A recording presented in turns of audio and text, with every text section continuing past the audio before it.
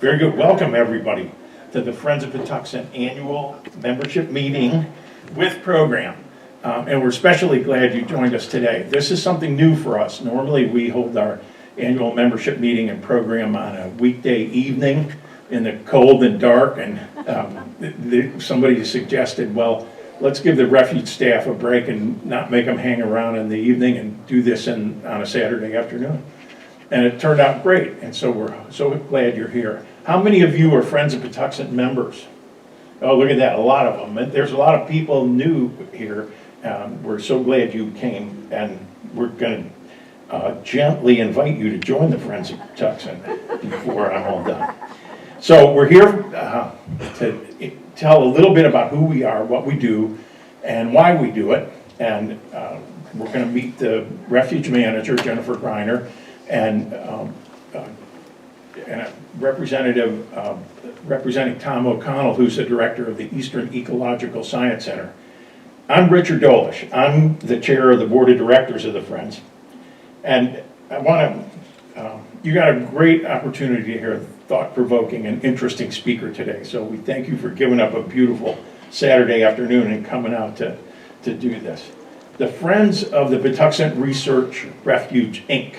are a nonprofit volunteer organization that supports the Patuxent Research Refuge of the U.S. Fish and Wildlife Service, which is the only national wildlife refuge of its kind dedicated to both the traditional refuge functions, but also to research, to wildlife research. And there's a long history that goes back almost 100 years at Patuxent, which was formerly called the Patuxent Wildlife Research Center. And many still call it by that name. But USGS and the Department of Interior, in their infinite wisdom, decided that the two should be split, and the refuge management and administration should go to the U.S. Fish and Wildlife Service, and the science programs and the science mission should go to USGS. So even though they split the baby, we still are dedicated to the missions of both, and it's kind of a hybrid situation, the only one of its kind in the country. So the Friends broadly support conservation, education, and research, and that is what we've taken on as our mission. We raise funds for both programs.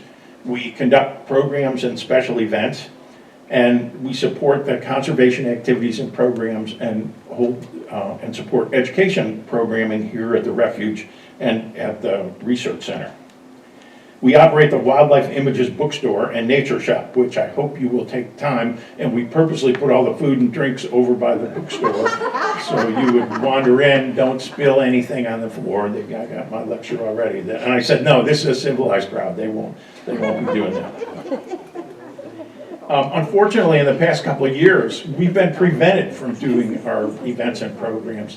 COVID really put a damper on what we try to do, and it also prohibited us from seeing each other and making this place available to you. So we're really glad we seem to be entering the post-COVID phase, and we hope that we are safe today, and all of you are safe today, and that we're going to be back to doing things in person now. We hosted the annual Pollinator Festival, if you might have come to that back in September. It was so much fun. It was primarily an event for families and adults with kids. It was over at the North Tract, and we believe we had about 500 people attend. And it was a great event to support the conservation of pollinators and protection of pollinator habitat. We just held the annual Wildlife Holiday Bazaar that took place 2 weeks ago, and there were about 800 people that attended that. Craftsmen and artisans bring their wares and sell them, and there was a great turnout for this event, and a lot of people went home happy and they had their holiday gifts with them. So we're hosting this program today with a special presentation by Colleen Webster, who is a living history reenactor who will portray Rachel Carson. And you know, we do this in honor of the 60th anniversary of the publication of Silent Spring. It's one of the most influential works of our time about the environment and the knowledge of ecology in our world. And we can't think of a better theme for our annual membership meeting.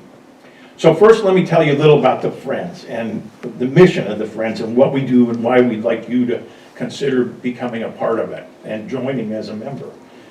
First and foremost, we support conservation, education, and research. And I explained the split of how Patuxent came to be. And we made it work, and it works in practice. And Jennifer and Tom, as directors of the two facilities, have really established a great working relationship.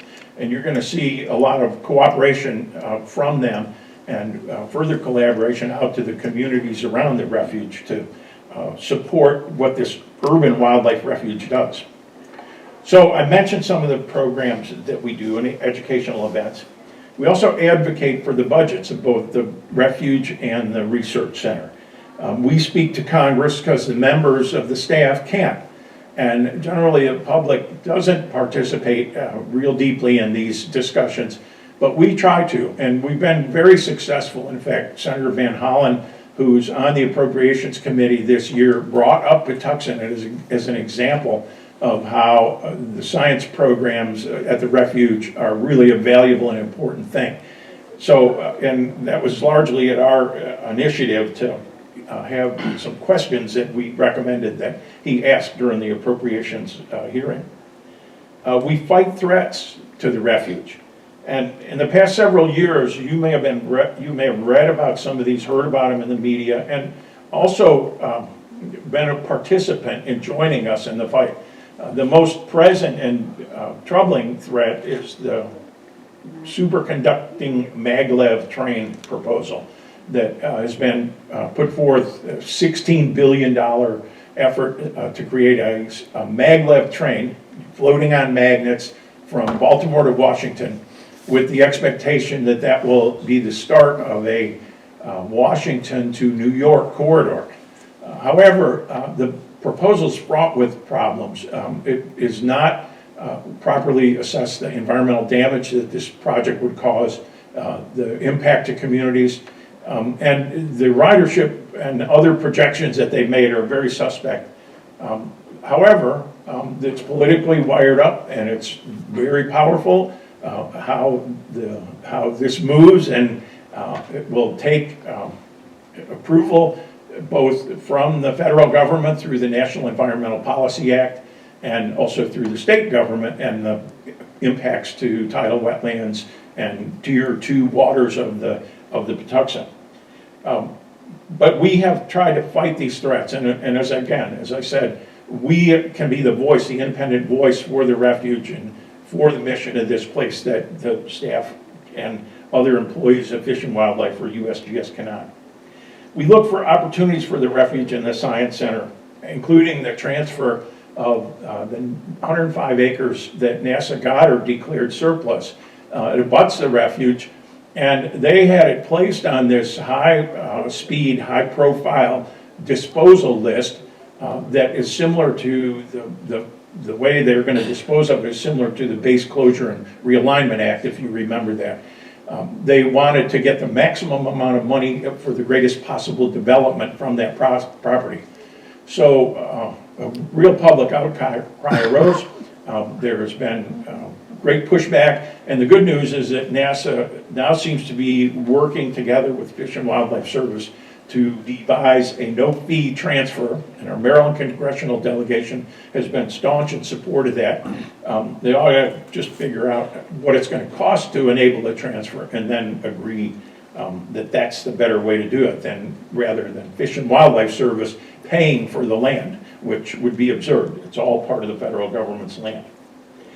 We also are looking at a mixed-use development that's going to take place outside, just north of Bowie State University, where the Prince George's County Revenue Development Authority is proposing a very intensive mixed-use commercial, retail, business development that will butt the Amtrak tracks and then push almost to the southern boundary of the refuge. And we're trying to help with the notion and to advance the notion that it would be much better for them to create a very significant buffer to the refuge and keep that in conservation status. And we will need your help, frankly, on that. As this starts to really move along, we think the citizens' voice, just as it did on the NASA Goddard land, will be invaluable to convincing the county to open their eyes and see they could have a great partnership with the refuge, climate smart campus for the university, and win-win all the way around. But not if they push through as the maximum money development that they can do. So each year we prepare an annual report for the membership and the public to tell what we've done. And our report is not available to hand out yet. We still have a couple sections that need to be completed, but it'll be posted on our website. And I encourage you to go to the Friends of Patuxent website.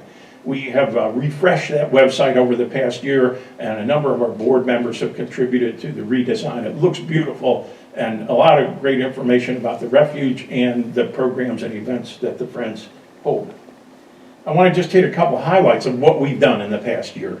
We donated almost $32,000 to Patuxent Refuge and the Eastern Ecological Science Center. We supported the Chandler Robbins Outdoor Education Center and Wisdom Trail, which are just outside the refuge here, and if you've never walked that trail, I encourage you to do so. And we have helped to support the creation of trailside exhibits and the restoration and rehabilitation of the outdoor pavilion that's going to be used for education programs. We held the Pollinator Festival for the first time in 3 years, which I've told you about at the North Track.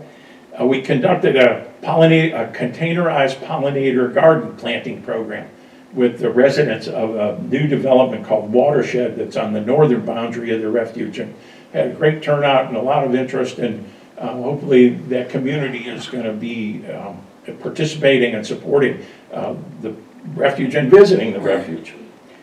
We supported the all-volunteer work of the Hotchkiss Harms Patuxent Research Refuge Herbarium. That's a mouthful for you. Patuxent had a long-standing and historic herbarium that has been saved, was really going to be kind of dispersed to the four winds.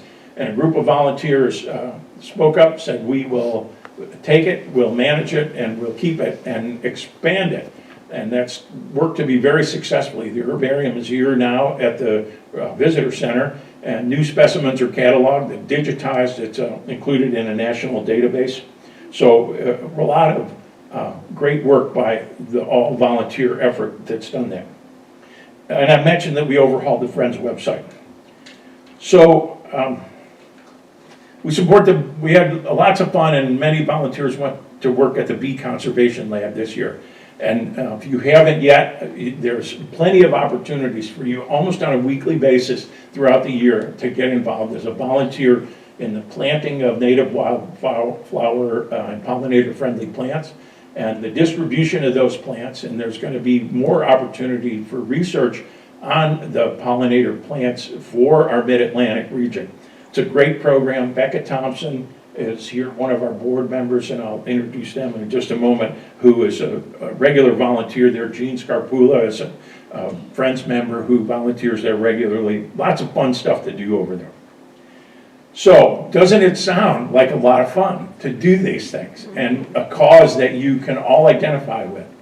So I'm gently inviting you. I had an arm twist on my remarks, but I thought it was better to say we're gently encouraging you and inviting you to join the Friends. You can do that today if you're not a member. You can take a brochure and you can head home and fill that out and send it in.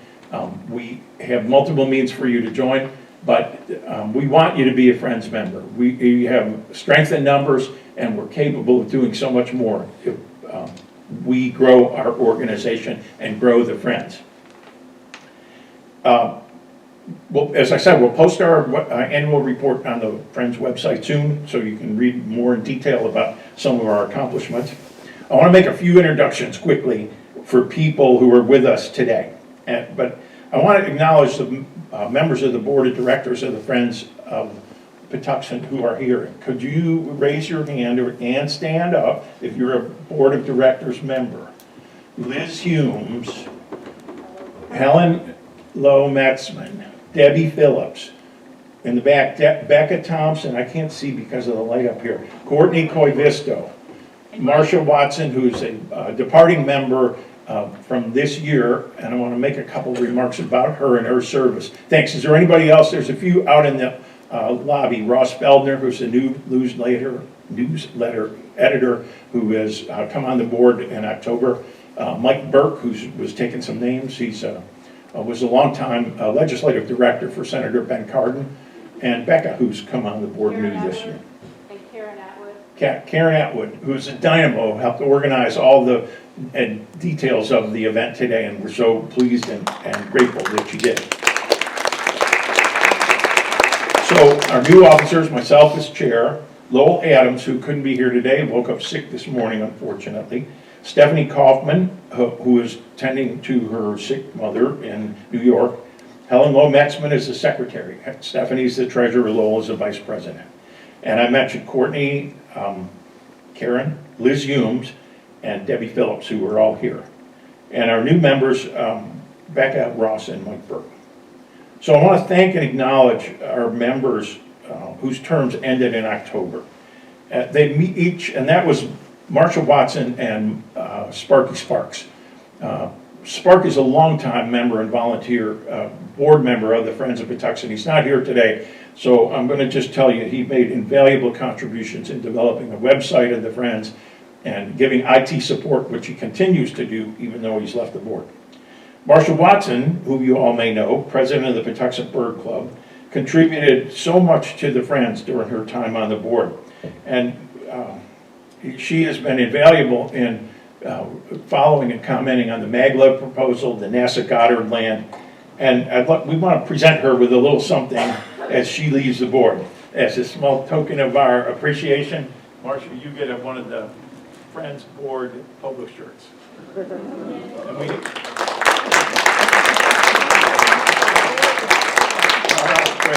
And we haven't decided yet where we're going to sell those to the public, but if you'd like one, tell us, and we will take it under consideration. It might be a different color, but that's okay. They're really nice shirts. You see some of the board members wearing them.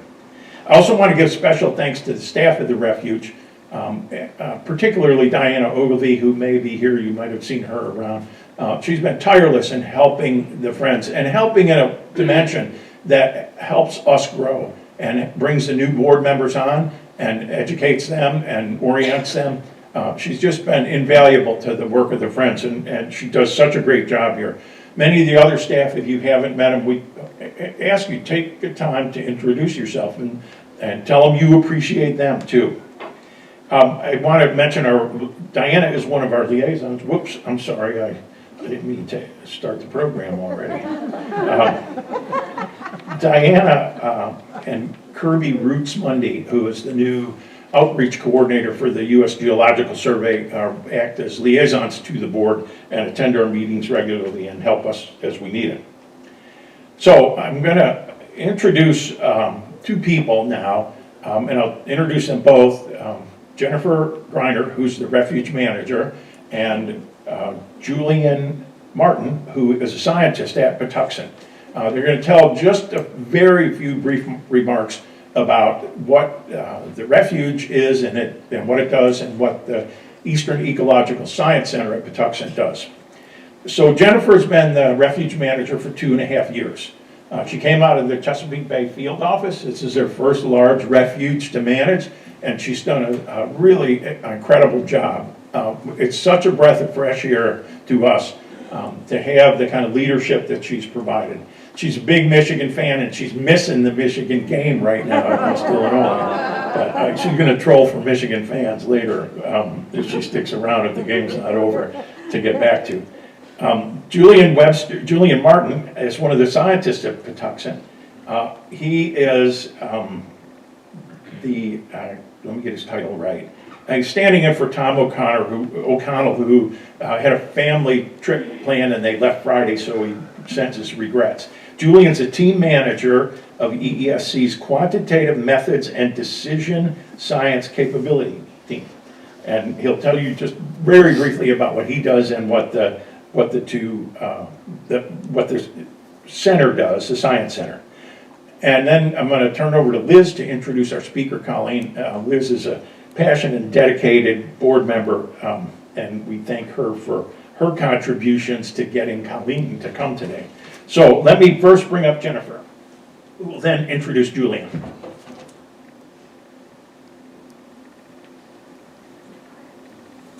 Thanks, Rich. Good afternoon, everyone. It is so exciting to see a room full here, an auditorium full of some familiar faces and a lot of new faces. It has been an interesting first couple years, pushing 2.5 years here now at the Refuge. I have been fortunate to be here at this lovely place 5 days a week for almost 2.5 years now. And I can tell you that it is a challenging place. It is a very, very special place. And I feel really fortunate to be here every day and with such a passionate and committed team of staff. We have 13 total people here working at the Refuge, managing 13,000 acres. Not only is it fascinating from a historical perspective, which we're going to hear some of that today, a history spanning back 85 years now, but it also is situated on the landscape smack dab between two major population centers. And we provide outdoor recreational opportunities for about 10 million people who live and work in the DC-Baltimore commuting corridor.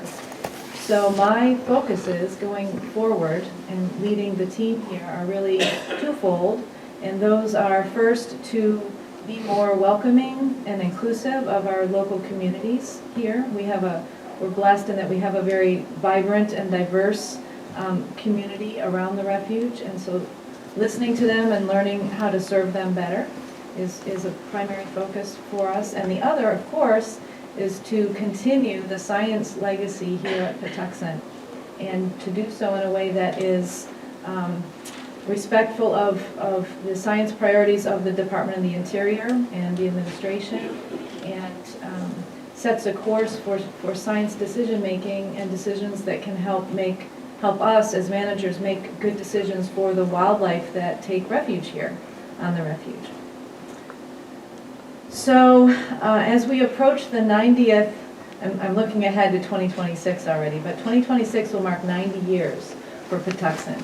And the Friends of Patuxent really are going to influence what the next 90 look like. And they've been such a huge factor in the success of this refuge for many years, and will continue to play such a pivotal role here. So I really am grateful to the Friends and the Friends Board for hosting today's discussion. I'm really looking forward to the feature presentation and to learning along with all of you a bit more about Rachel Carson and the legacy here. And before we get to that, though, I'd like to welcome Julian up to the microphone and tell us a little bit about our science partner across on the central tract of the Refuge, which is the Eastern Ecological Science Center of our sister agency, the United States Geological Survey. So, Julian. Well, thank you, Jennifer. Thank you, Rich. It's an honor to be here. And so, yeah, I'll say just a few words about our center. We really laser focused on doing actionable science and working with our partners, the Fish and Wildlife Service and other partners, Park Service and others.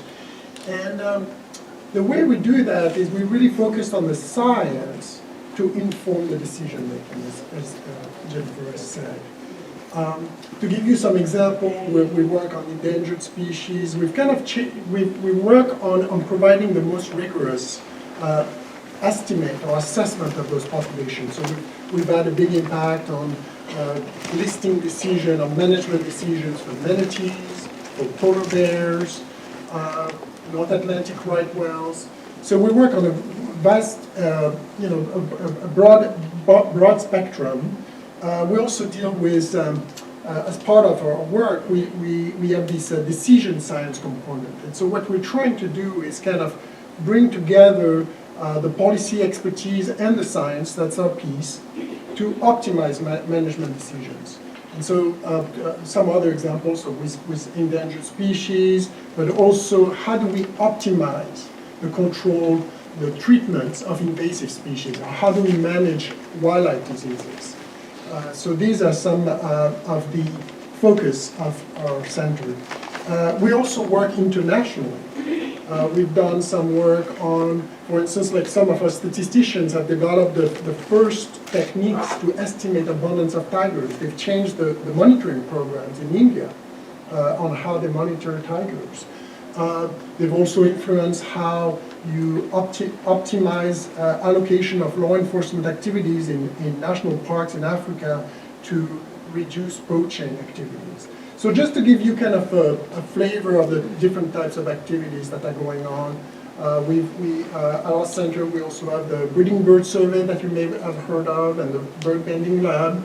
And again, our statisticians have developed techniques to keep track and provide rigorous assessments of those trends and try to understand the drivers that affect the shifts in bird distributions and how to help protect their habitats. So again, it's a real honor to be here, and yeah, thank you for the invitation.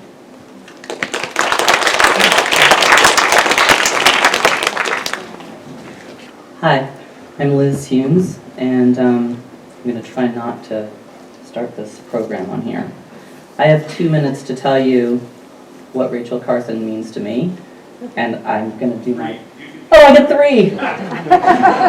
I'm probably not going to make it, but I'm going to do my best because I don't want to hold things up. But I just want to thank everyone for coming today. I'm really, really excited that all of the volunteers and the refuge staff were able to pull this together. It's our first time in person since the pandemic. We haven't met. All the meetings for have been on Zoom all year, so I haven't even met some of the people in person really. It's hard to be able to meet the people that we're talking to on the board. And this particular day means a lot to me. I've been thinking about this celebration for a long time because Rachel Carson does mean a lot to me. For me, Rachel Carson is inextricably tied to the funding for endangered species. So it's difficult for me to talk about what she means to me without bringing this up. So Rachel Carson represents the final step of the research that is so vital to the value of the work as it moves forward into the public and the usefulness of it. When the scientists do the work, they are often handed the next project, particularly when the funding is low. They need the support staff to be able to bring the facts that they've learned out to the general public. The findings of the DDT worm plot study by Louise Stickle and Chan Robbins, which was started sometime in the 50s and the 60s here at Patuxent, was one of those studies that Rachel Carson learned about and wrote about in her book, Silent Spring. That worm plot still stands over at Central Truck, which a lot of people don't know. I had the honor of working at Patuxent for a short period of time. I was assistant to the deputy director, so I got to see a lot of inside workings at Patuxent at the research center, which was at that point called the research center. So Rachel Carson connected the public with unpopular truths about research like this. She made people uncomfortable, but we are all much better off for it. I can relate to her because during my brief time at Patuxent, I have seen and learned things about the funding for endangered species and the refuge systems that is very difficult to walk away from. That's why I'm on the board at Patuxent. I can't leave. And I think that's similar to Rachel Carson. She saw things that she couldn't let lie.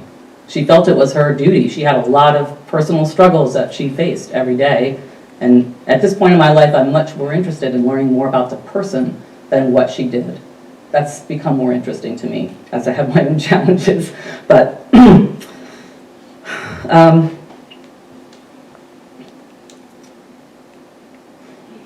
the need for the research programs at Patuxent has increased over the past 30 years. Over the past 50 years, actually. The Endangered Species Act is going to have its 50th anniversary next year, and that's something that I think we all need to think about also. It puts enormous pressure on the scientists as the decrease in funding happens, and the scientists and the refuge staff keep the science work going, but it's at a loss to their private lives, and it's also at a loss to connecting the work to the public. They continue to work without the assistance of trained support staff. They rely on volunteers, which we all like to contribute to that. When the funding is cut, it is the people who write about the research who go first. 30% cuts, which happened in 2017, mean only the scientists and the bare-bone administrative support get to stay. Think about that for science. It's been going on for 80 years, and you just have the scientists there left. Who will then translate and take the time to make sure that the findings of the science makes its way back to the stakeholders and the general public? So that's the hard part. The DDT worm plot that still stands behind the fences at Central Track as a sort of ghostly trophy of accomplishments, in my mind. It's a reminder of what is possible. To me, when I stand there and I think about all the scientists who came before and the work that they did and the impact that it was able to have. When I was a kid, there were no bald eagles. And that was my first introduction to Rachel Carson at the breakfast table when I was in second grade, you know. And the fact that we have bald eagles today, just, you know, that's due to the work at the Research Refuge, because that's where they discovered, that's what the worm plot was. That's where that took place, that study. It's a reminder of the importance of examining not just the wildlife, but also the impact that our own progress in science and engineering has had on our future in other ways. The science of examining our own impact on endangered species and all species is not popular. It never was. That was one of the challenges that Rachel Carson faced. Inevitably, hard truths arrive from it, findings that are difficult to hear. Our pleasure boating destroys manatees. Lead shot from hunting hurts wildlife. Wind turbines are a great accomplishment. An energy solution can cause bird damage, and the sound hurts marine life. But people don't want to hear these things. You know, it's your bearer of bad news. It's painful, but the information is vital to the general public. The facts that come from ecosystem studies at Patuxent can guide better designs and plans that will take these facts into consideration and guide.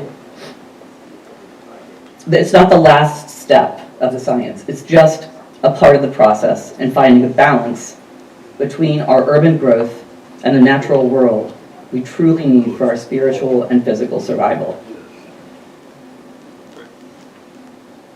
When I stand there at the DDT worm plot at Patuxent, I have hope that anything is possible, because I know for a fact that one person can make a huge difference. And I need that. Each of us has the ability to make a change for the future. That is what I learned from Rachel Carson and standing next to the worm plot and thinking about the challenges that so many scientists have faced here and continue to face.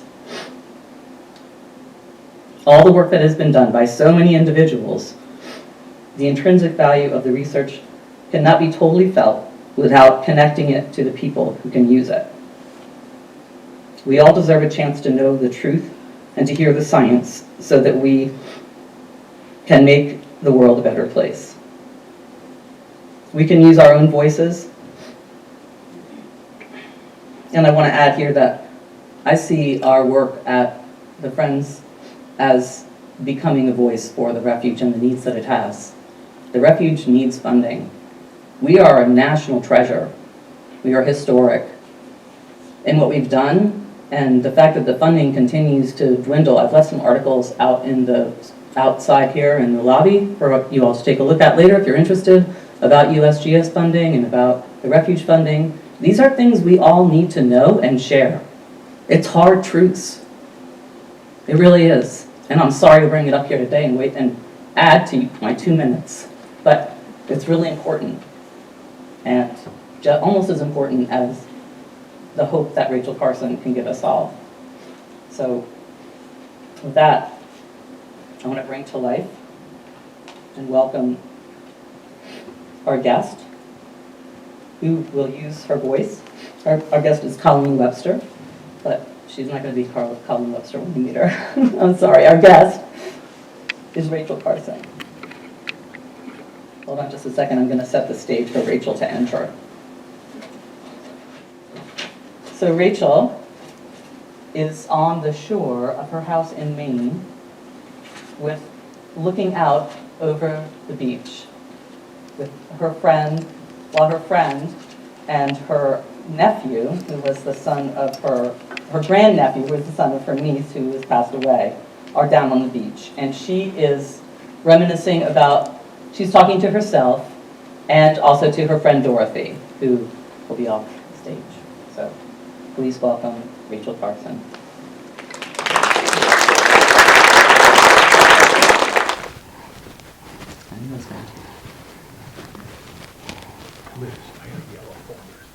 Yeah.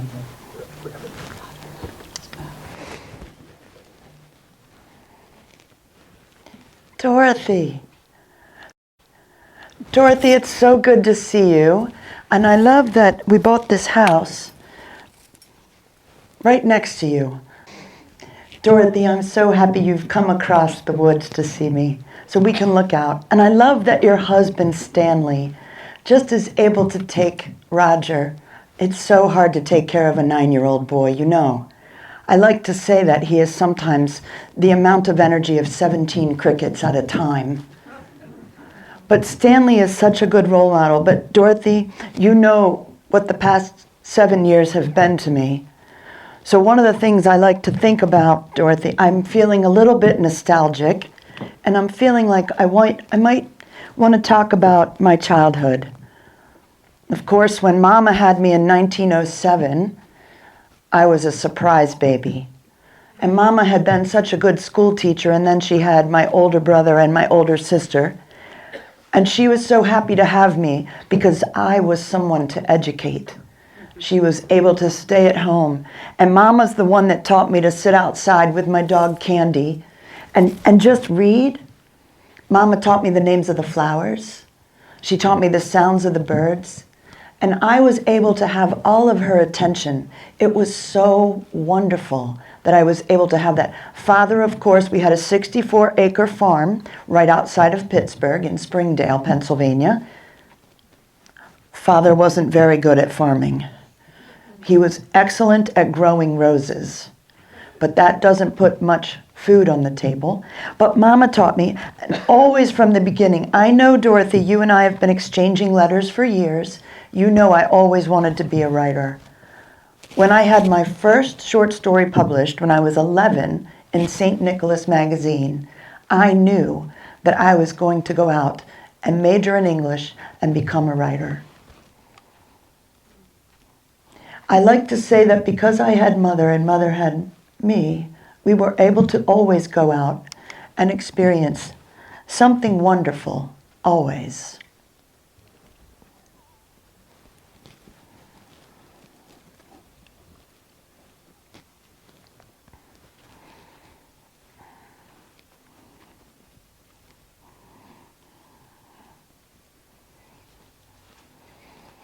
I like to think that Roger and I, when we go out to walk and we listen to the little fairy creatures at night, we like to hear the night insects. He gives me a sense of wonder. And after the loss of his dear mother, but I know, Dorothy, we shouldn't talk about sad things this year after what I've been through with my troubles. But you know, I'm getting ahead of myself. After my wonderful, Dorothy, do you hear it?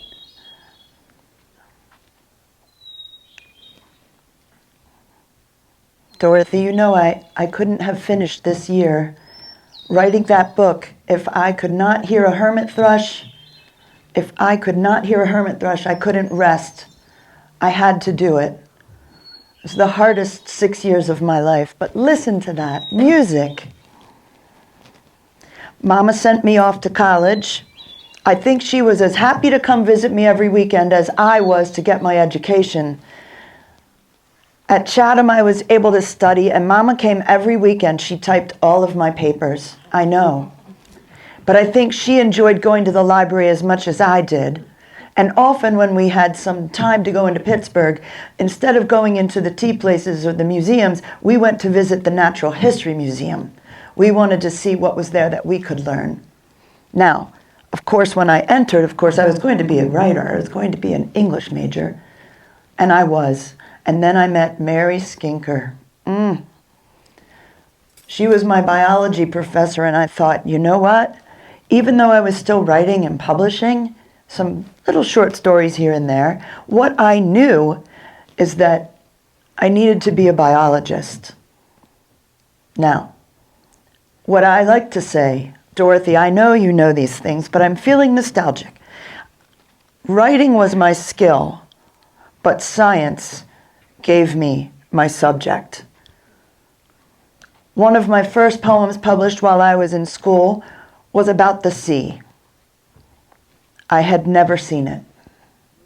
But Mary Skinker, upon my graduation, made sure that I was applying to graduate school. She made sure that I was going to go off and study at Woods Hole, Massachusetts. I first saw the ocean when I was 22 years old. I was the first woman allowed in a boat at Woods Hole. I know, Dorothy, because we're here on the edge, looking out across this beautiful Sheepscot River and Bay. You know I can't swim. I know. My first book, Under the Sea Wind, of course, when it came out, 1941, I had been working, I'm getting ahead of myself, but this is right before I got to go to Johns Hopkins University to pursue my master's in zoology. But Dorothy, we're here in the woods in Maine, and it is because everything I've worked so hard for in my life has come true. I was able to go to Woods Hole almost every year after that, but more importantly, when I came home. Now, when I did attend Hopkins, mother and father moved, of course, with me. It was the Great Depression. We didn't have a lot of money. And then my sister, Marion, she went through, we don't like to talk about it, but she went through a divorce. And she had to move in with her two daughters, Marjorie and Virginia. So we lived off of Stemmer's Run. I was going to school. I loved all my classes. I loved all the lab work. And Father wasn't doing well. And eventually Father passed away. And then unfortunately Marion as well. So I was the sole bread earner for my mother and for these two 11 and 12-year-old girls who needed someone to take care of them. And that was all right because I was pursuing my studies. And Dorothy, I know you're from Boston, but there's a newspaper called the Baltimore Sun. I was writing some articles for them, trying to make my way. And after my master's, I began my PhD work. Now, the troubles continued, but I still was able to get hired officially by the U.S. Fish and Wildlife, of course, the U.S. Fisheries originally, but I was hired there. I received the highest possible grade point average on the exam. So I was hired as a junior biologist. But I worked my way up, and I soon was being recognized for my writing. And I have to tell you, I would write every morning while Mama was asleep, and I would write. And I took in one of my first articles, and I showed it to my boss, and he said, "This won't do. It's a little too poetic. Perhaps you should send it to the Atlantic Monthly." I did. You know that, Dorothy. I sent it off to them, and they published it. And then I was contacted by publishers who said, "Could you make this into a book?" Now, first of all, I was a female scientist. Second, I was a writer. Third, I was writing about fish. There were a few things against me, as you know, Dorothy, but I just kept writing. And I published that first book, and it came out in 1941, Under the Sea Wind. Critical acclaim, sold well. And then December 7th. Nobody wants to read a book about the ocean when Pearl Harbor and a war is going on. I bought all the remaining copies and kept them. But Bob Hines and I, we were still working. We were down there. At the time, Fish and Wildlife was letting me travel all up and down the coast. I was in North Carolina, I was in Georgia, sometimes in Florida. Dorothy, I know, you know I can't swim, but I did put this enormous thing on top of my head, and I went down in the water. It was a bathysphere, and I was able to look under the ocean in Florida. And it was pretty amazing, but most of the time what I began to realize is my favorite place was not under, even though the book was called Under the Sea Wind, not The Sea Around Us, my second book, but really my third book, The Edge of the Sea. This is where I am most comfortable. Bob Hines and I had many trips. Also, we went, Dorothy, I know you're not from Maryland, but we would go to Chincoteague and Assateague. And my friend Shirley Briggs and I, we would go out and we would have buckets and we'd come trailing our specimens into the hotel. Sometimes there was a little confusion and concern about the smell, but we had things we had to get done. I continued to work and continued to write. Often when Mama was asleep, I could continue to write. And so I was certainly working on my second book, which I already mentioned. And when that came out and the war was over, it took me 10 years to write that book. But Dorothy, I know this is how we know each other because your son gave you this book as a gift.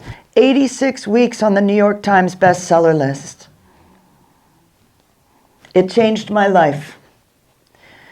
Dorothy, as you know, I like to say to you, that book allowed me to win a Guggenheim, a National Book Award, the John Burroughs, my favorite award, the John Burroughs Award for Nature Writing, and it allowed me to finally buy that plot of land in Maine. Dorothy, that book brought me Maine, and it brought me you, my dearest friend.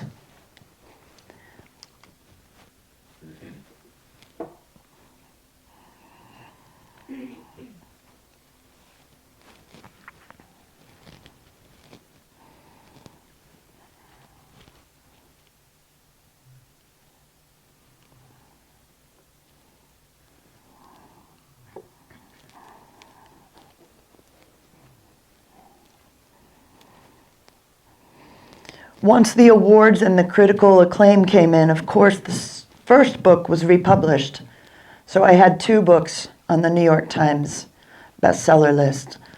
I was able to purchase this plot of land, and it is my dearest pleasure that you and Stanley owned the house next door, and I began to have my house built. I was able to retire from government life after working for 16 years.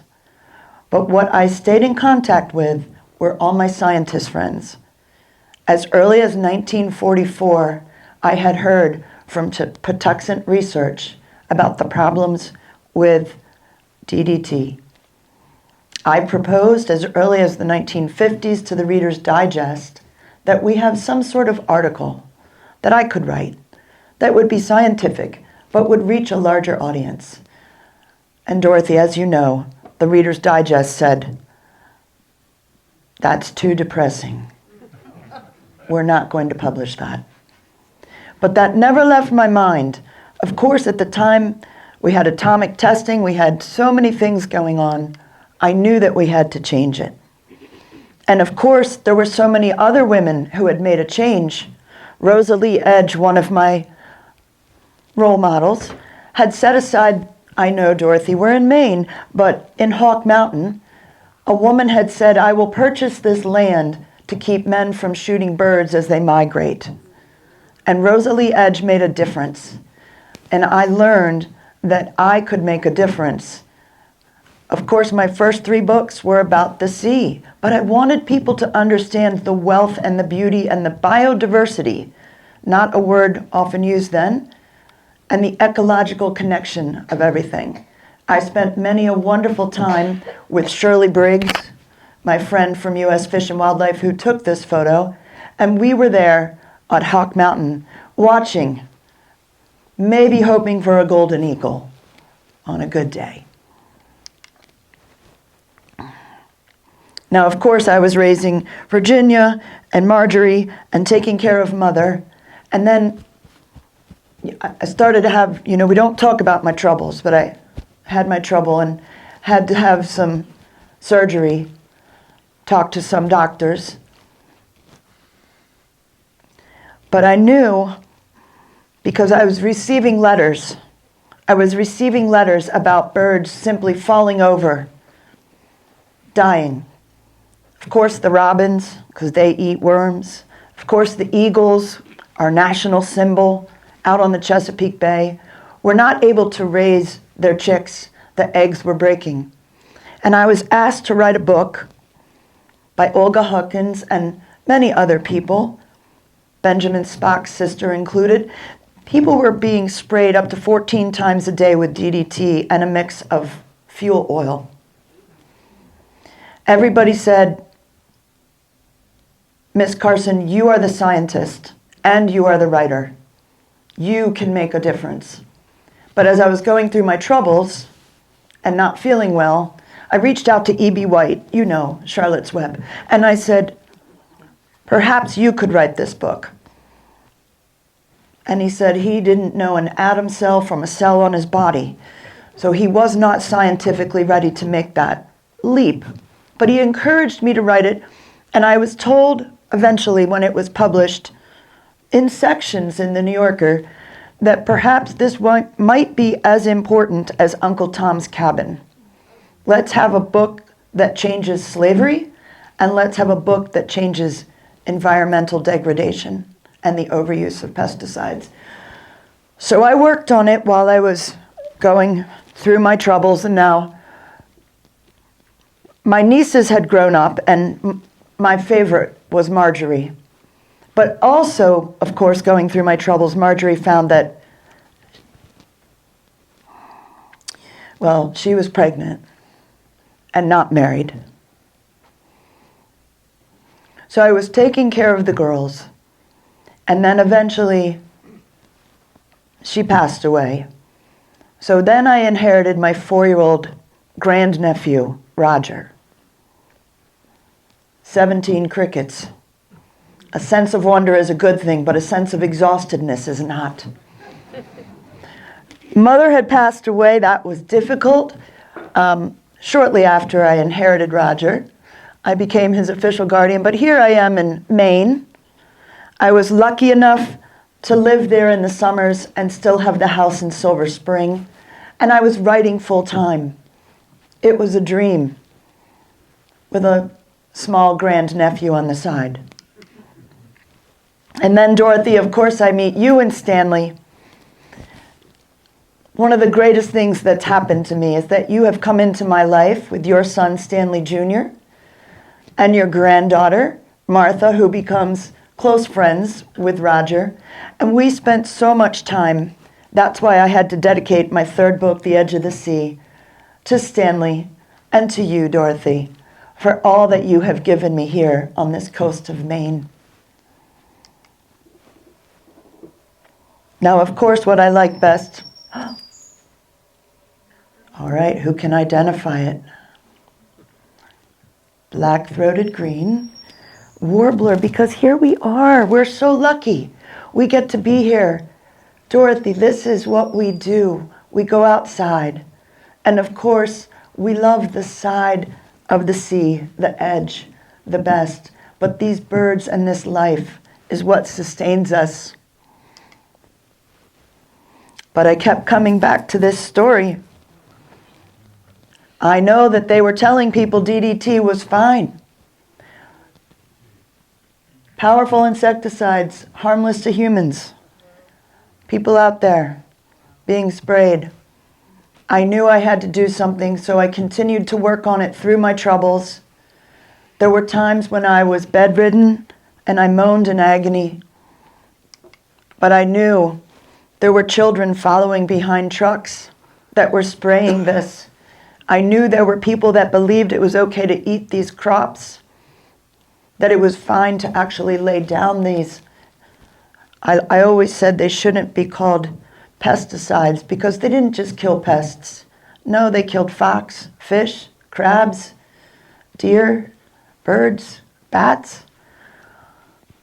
5 years of research, and I know, Dorothy, you said this would make my troubles worse because it was such a difficult. I really wanted to write the full-length book of The Sense of Wonder, That was the happy book I wanted to work on, but I could not sleep if I didn't tell the truth. And I had all of those wonderful colleagues at U.S. Fish and Wildlife, at Patuxent, and even across the pond over in England. And they were sending me studies. And I knew that this had to be stopped. And I never said eradicate. No, no. The book, I know, Dorothy, that's why I'm so happy it's done. It's going to be serialized in the New Yorker. But I didn't say eradicate. I said invest. Be a bit moderate. After it came out, and some of the more studies came out, especially about thalidomide, all the other insecticides, all the other chemicals, I said I should have been actually more stringent. But my book, I know, Dorothy, you're worried when it comes out because I will be called a tree hugger. I will be called a communist. I will be called all kinds of terrible things, especially as an unmarried woman. But I had to write it, and it's done now. And this is our good summer. We're going to be here. I'm only worried that when it comes out in the New Yorker, that perhaps people will forget. But we've published a lot of the books in advance and sent them to all the members of Congress and the Supreme Court. So we're hoping this will make a difference come fall.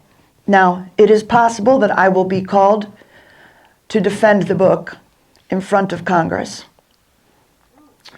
I have worked on behalf of our President Kennedy so that he will be elected, and I'm hoping that he will listen to my words and listen to my warnings.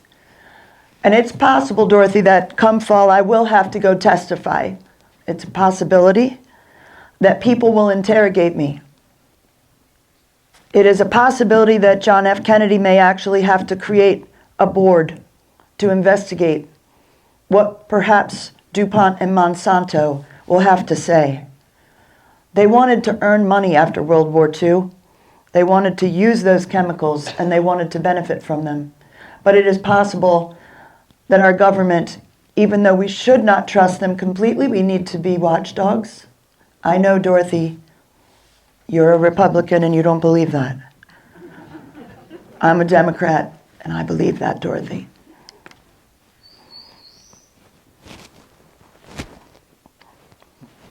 Black-throated blue.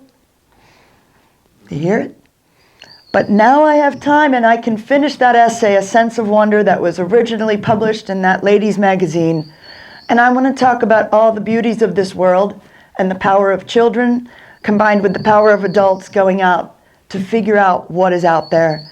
That is my great hope that I can complete before I am no longer here. But this beautiful rocky outlet in Maine has given me the opportunity to see how much wonder is important.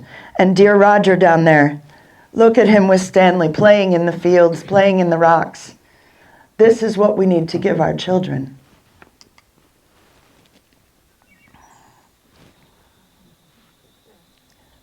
I think I hear a wood thrush. Dorothy?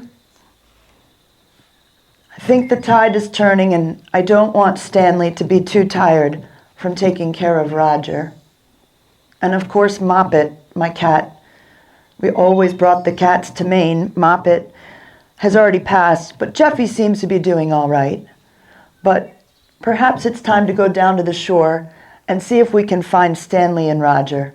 And then I'll get back to my writing table and my cat.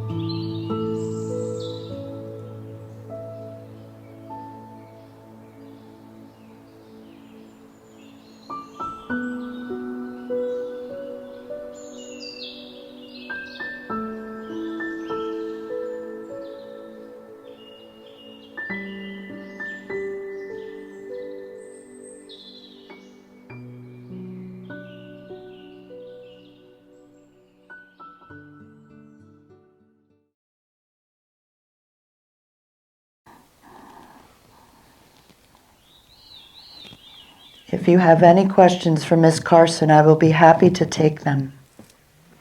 You can clap first, I don't care. Do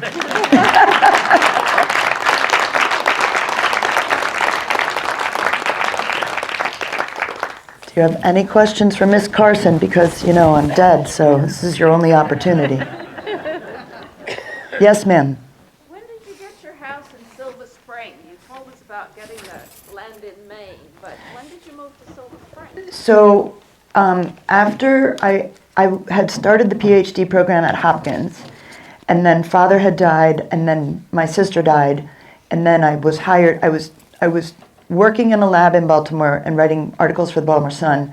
I purchased. We started moving to DC, so that house is still there, and I haven't been to that house, but I really want to go.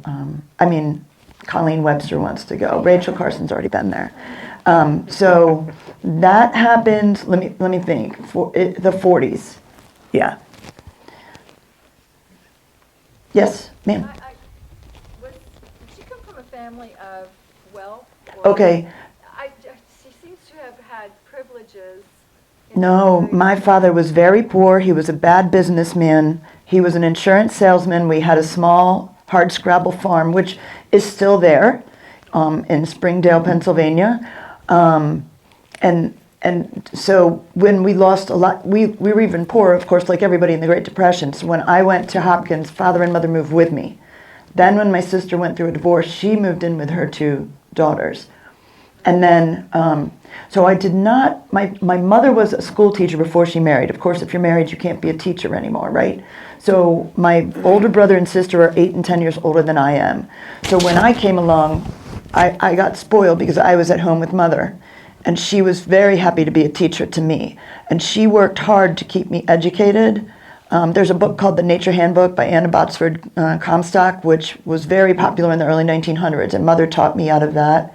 So we did not have a lot of money. I did graduate valedictorian, and I got a scholarship to go to Chatham College. Scholarships? Yes, yes, Okay.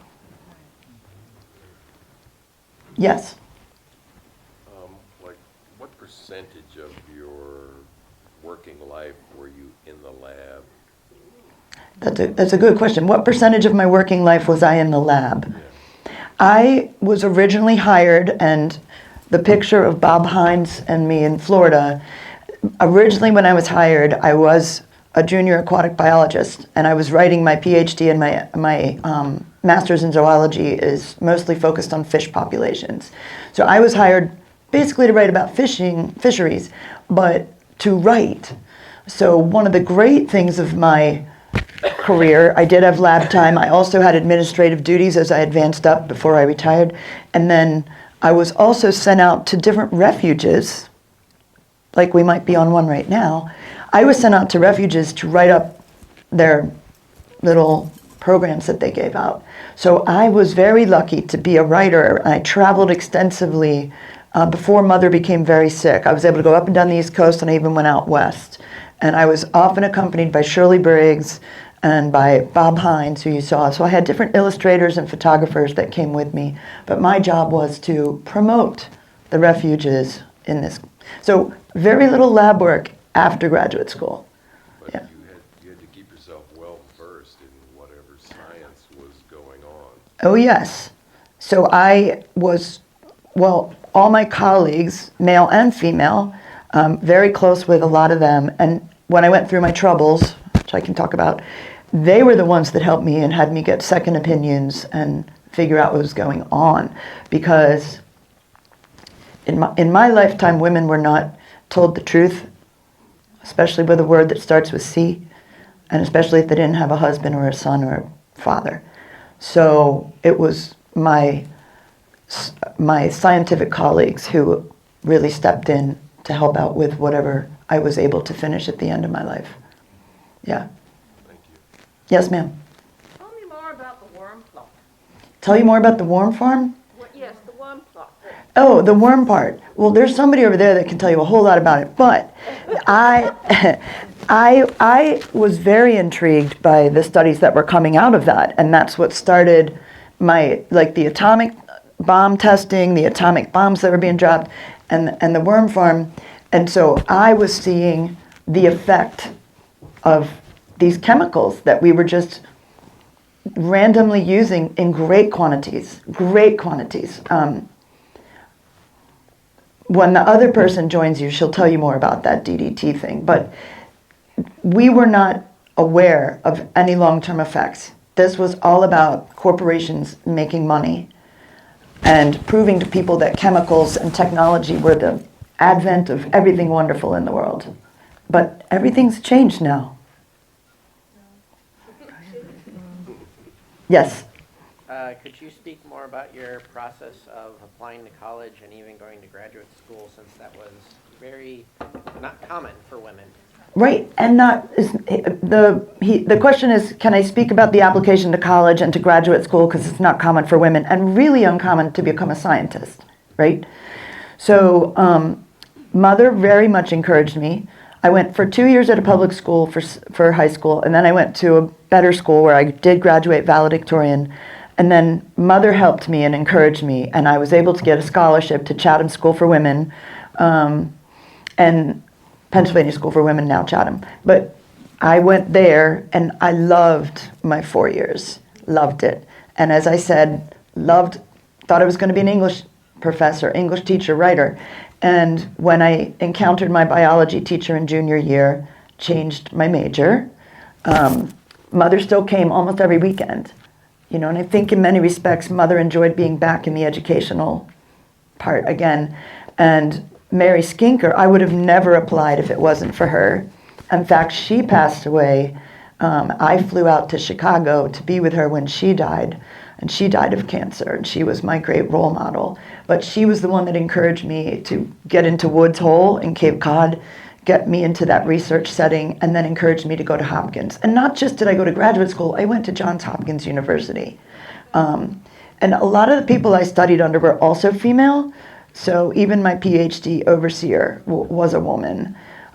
So yes, you're absolutely right. Completely unbelievable to think about that, especially during a time of great economic depression and between two wars, you know. You in Silent Spring made the connection between rise in cancer rates in this country. Yes, I made the and connection in pesticides. Silent Spring between the rising cancer rates and pesticides. Go ahead. But you never wrote about your own breast I cancer. never wrote about my own breast cancer because I didn't even tell anybody about it.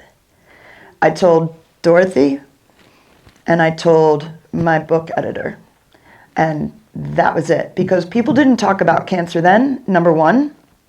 Number two, I didn't want to be viewed as a victim. I didn't want someone to think I was writing this book because I had cancer, because I had an initial surgery and to have a tumor removed before writing the book, and I was told it was a cyst. Then when I continued with the breast cancer and eventually learned that's what I had, it was already metastasizing. I was extremely ill. I was mostly in a wheelchair sometimes, and sometimes I would have to use a cane, and if I had to give a speech somewhere, I would have the curtain drawn, and I would use the cane and get behind the podium, and then I would speak, because I didn't want people to feel sorry for me. So you're right, I didn't talk about it. The second part of the question is. Second part of the question DDT, is? you were very DDT. thorough about in Mhm. Silent Spring. In this state, in Maryland, particularly, and Delaware, on the Delmarva Peninsula, we've seen at least 30, a minimum of 30 bald eagles purposely killed by carbofuran, another banned pesticide, even more before that. So What she's would you saying say- we've seen a lot of bald eagles killed on the Maryland and the Delaware state side because of carbofuran. What would, if you were here today? Oh what would no, you say? this is theoretical. Now I'm theoretical, Rachel. Well, one thing I can say for sure is that obviously after the publication, even though I was moderate and I was accused of being a hysterical woman and a tree hugger and a communist, but I really would have been more, I guess, angry and strict in my, but it was important for a woman not to be angry then. But again, everything's changed. Women are allowed to be angry now. Sorry, there's this person inside here who keeps sneaking out. So yeah, but I didn't tell, the only people who knew I had cancer were Dorothy and my editor. Yeah. Yes, ma'am. mentioned your friend Shirley Briggs a couple of times. Can you tell us about Shirley? Shirley Briggs is very fun, and she's my illustrator, right? Bob Hines is my photographer. Shirley Briggs was a hoot. So again, back to your initial question about going to graduate school, and I'm saying even where to be a scientist, there were these women that I got to interact with in the government, in fish and wildlife. And they were usually not married, or they were married and didn't have children. But she just was always willing to go on a trip, willing to help. Do you know some things that I don't know? Okay, Shirley Briggs, and then there's another one, Algier. So all these women, like the picture, Shirley Briggs took that picture. So she had people who took photographs, people who did drawings for her, for me. Oops. So yes, just they, you know, you walk into the room and there's like 3 women and there's 1,000 men. You're like, oh, let's go. So and not that she was ever wary of men. She had good relationships with many of the scientific men at U.S. Fish and Wildlife.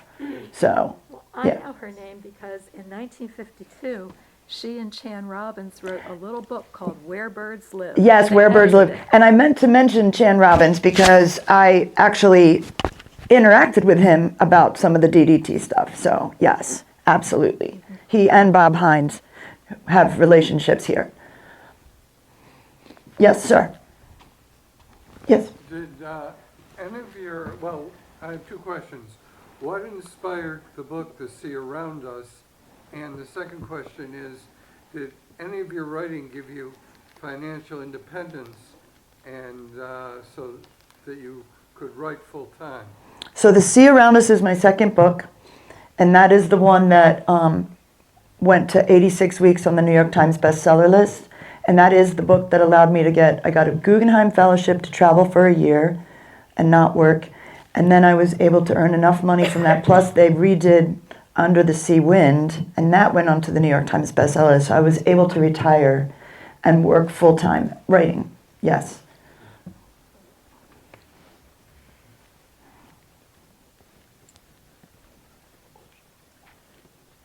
Yes, sir. This isn't a question. This isn't a question? It isn't a question, it's a comment. I went to high school in the 60s. My biology teacher quoted you in your book, Silent Spring, virtually every class. Really? Yes. Where did you go to school? Central He Mass. said his teacher quoted Silent Spring almost every single day when he was in high school. In where? Central Mass. Central Mass? Oh, well, she was doing so much work because of all the people influencing her from the Massachusetts area. And then, of course, she was in Maine. But that whole kind of East Coast intellectual area. And Marjorie Spock, who was Benjamin Spock's sister, and her partner had an organic farm. And then Olga Huckins, of course. They were all these people kind of up and down the seaboards because they were mostly spraying along coastal areas. So you probably had a science teacher that was well aware of the dangers. She was. Yeah.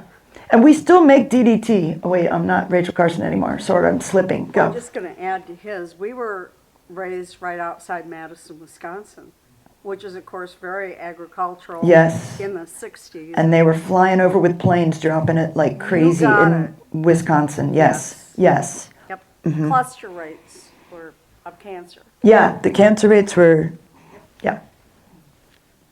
Are you guys, one more for Rachel Carson, and then I'm going to find out if I can see Colleen Webster anywhere. Oh, I got 2. Hold on, I got this one. Yes, ma'am. Oh, my husband and I were at a bird camp up in Maine, and there were pictures of Rachel Carson with Roger. Wait, you were at Hog Island? Yeah, Okay, hold on to that. 5 times. Hold on. Hold on. I'm going to get back to that. I saw one more hand, and then I'm going to become Colleen Webster. Yes, ma'am. You mentioned serialized version in the New Yorker. Yes. Was that about the DDT problem? So the question is the serialized version in the New Yorker. The first one was one of the sea books, and it was the first time that they did a profiles that was not about a person. It was about the sea, and they were like, how's this going to fly? And people loved it. It was one of the most respected and renowned pieces that they published, and it was a series. William Shawn was the editor at the time. But then Silent Spring, he actually read it, William Shawn, and he called her on Christmas Eve, and this is true. I mean, everything I'm saying is true. I mean, some of it I'm making up. No, it's not true. He called her on Christmas Eve. She was in Silver Spring. Roger was asleep, and he told her that he had read Silent Spring, and he was amazed. And he told her he was going to publish it, and I get teary-eyed. She said, she got off the phone because she wrote to Dorothy. They wrote over 900 letters in the 12 years they knew each other. She got off the phone and put on, she listened to chamber music or classical music, different kinds, and she sat down and just cried. But she was overwhelmed with the fact that the New Yorker was going to publish what was going to become so controversial, but to have the underpinning of that before the book even came out. Yeah. Are we done with Rachel Carson? Hog Island. I know, but I have to be someone else for that answer. What? What are you going to do? Let me make a couple closing remarks before you become Colleen Webster. I'm going to do it while you make the remarks, and they're not going to listen. You have given us something really rare and brought to life what this place is all about. And the connections of people that come alive. You know, the Bob Hines conference room is right out. I know, I saw it. And if you haven't seen it, take a look in there. I think it's open, and you can see some of his original work that's on the wall. Neil Hotchkiss, the scientist who were here at Patuxent, who many of us knew, and Jan Robbins, known to all of us over his long life. Very rare and special. Colleen, by the way, is a persona of other people too. And I recommend that you visit her website and see the other living history presentations that she does. And I'm sure she's available for any group that you might think too. And we really thank you, Colleen, for what you This is what the you've most done. wires I've ever had on me in So- my life. So we have refreshments donated by the board members of the Friends, and we would like you to join. Colleen will be Colleen out on the out in the lobby. So please get to know each other, get to know us, and thank you very much for coming today.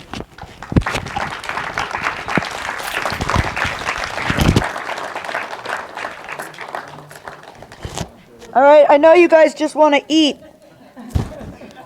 Please, we have a ton of stuff too. Come on, let's. Oh, I'm sorry. Yes, go ahead. What? You can ask me anything. Hog Island. Oh yeah, Hog Island. Here, come to the microphone. Okay. You're lucky. So I was a budding birder, and I won a scholarship from the Maryland Ornithological Society to go and study birds at Hog Island, which is in Maine. It's a beautiful island. And I went there and I met this guy. This is Tom Leckie. He was the head naturalist there for 10 years. Before that, he worked at Hawk Mountain, which is in the photograph that you see, and there's one in the lobby. He also worked on the California Condor Project. One of my things I tell my students is there's one rule for adulthood: you can do anything you want in life as long as you don't hurt someone. The second one is hang out with people who are smarter than you. So he will also be available to talk to you because he's at Hog. He got me to come back, and I taught writing, environmental writing and environmental literature in Maine. So yeah, Hog Island has wonderful, wonderful programs, and again, it's like the refuge in that it needs support, it needs money, and it needs people to care about it, of all ages. So yeah, I wanted to wait because do you want to say, if we let him talk, it's like Google. we can talk in the lobby so you guys get to eat, okay? I'll wander around. I'm going to put on shoes too. Thank you guys so much. I love an intelligent audience, and I appreciate it. Thank you so much, Liz, for putting this together. Rachel Carson's pretty amazing, right? Yeah. I love all the women I do. It's a labor of love.